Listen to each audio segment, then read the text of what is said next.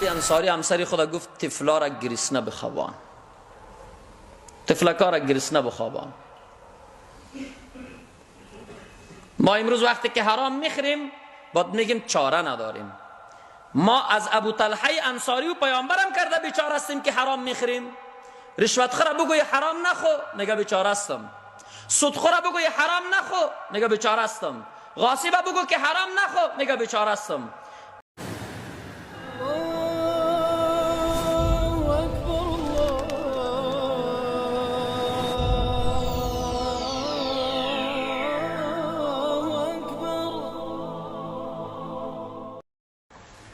یک کس آمد نزد رسول الله صلی الله علیه و سلم، چیزی نخوردم، گرسنه هستم، شدید گرسنه هستم. پیامبر خدا صلی الله علیه و سلم یقین داشت که در خانه چیزی نیست، یقین داشت، ولی بازم به خاطر از اینکه اونجا منافقین هم بود، هر صف اسلام نه منافق اونجا پیش از پیش خوابیده می باشد. به خاطر از اینکه زبان منافقا کوتاه شود، پیامبر خدا صلی الله علیه و سلم خانه تشریف برد، تمام خانه ها را پرسان کرد چیزی برای خوردن است؟ گفتن نه چیزی نیست. آمد پیامبر خدا صلی الله علیه و سلم سفارش کرد، درخواست کرد که امی میمان ماست کی در خانه چیزی داره برای خورانیدن یزمی، برای غذای شب یزمی که امی گرسنگی از را رفع بکنه؟ کس کی آماده است برای ازی؟ حضرت ابو طلحه انصاری بلند شد از جاش، گفت من میبرم میرا نان میتم. وقتی که تعهد به پیامبر سپارید یک دم پریشان شد. حالا خب ما گفتیم نان است، خدا داند در خانه نان هست یا نی. یکان تا فکر میکنه با پیسه سکون میخره، راحت میخره. این سوی تفاهم بزرگی است که فرعون و نمرود و قارون هم کرده بود، باید ما مرتکب سوی تفاهم نشیم.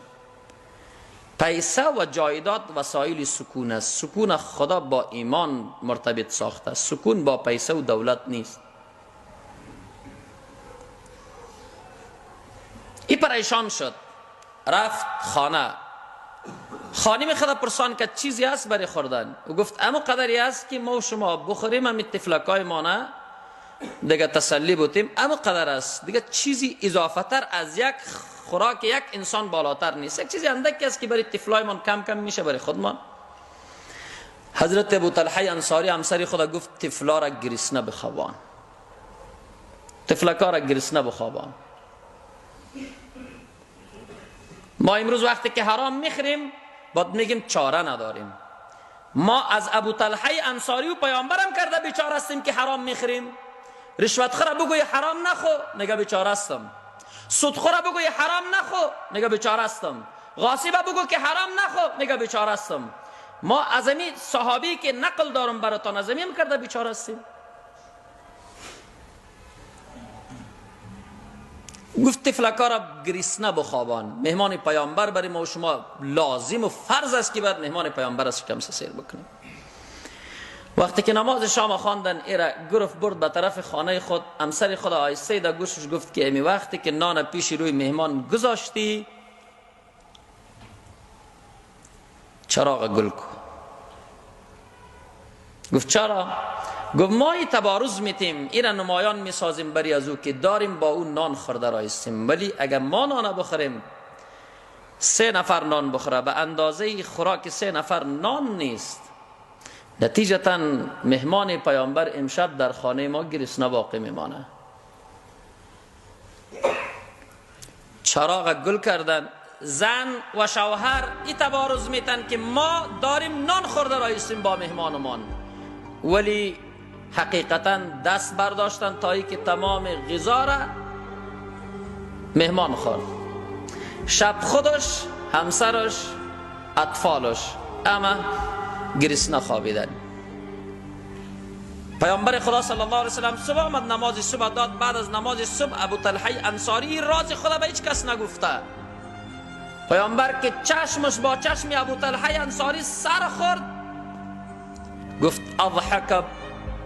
اضحک الله، خدا رشک نموده به این ایثار و فداکاری که تو کرده ای. این رازی بود که میان ابو طلحه انصاری و همسرش بود، طفلکایش هم نمیدانست.